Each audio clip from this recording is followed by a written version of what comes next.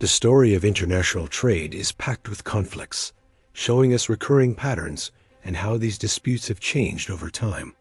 Let's take a look at some foundational examples.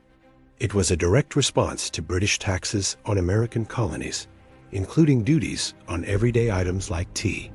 These wars began because Britain had a huge trade imbalance with China, buying lots of tea, silk, and porcelain, but selling very little.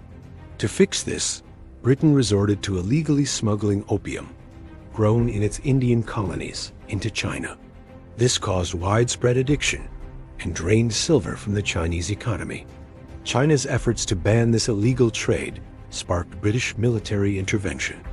Britain's victories led to treaties that expanded its control over Hong Kong and forced China to open more ports, fundamentally reshaping global trade and proving that military power could be used to enforce economic goals. The colonists' stand, rooted in taxation without representation, led to Boston Harbor being shut down and ultimately contributed to the American Revolutionary War in 1775. This event highlights how trade disputes, when tied to deep political and sovereign issues, can ignite massive geopolitical upheaval. One of the earliest and most iconic trade battles is the Boston Tea Party in 1773. This wasn't just a protest.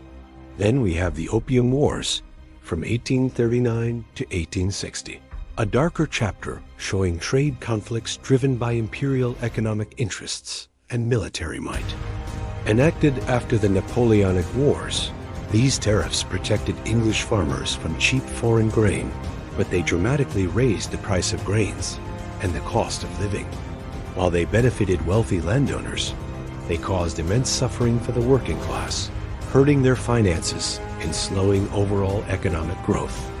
This widespread discontent led to riots and eventually their repeal in 1846, marking a significant shift towards free trade in Britain. Closer to home, the Corn Laws in the United Kingdom from 1815 to 1846 are a classic example of protectionism aimed at shielding domestic agriculture.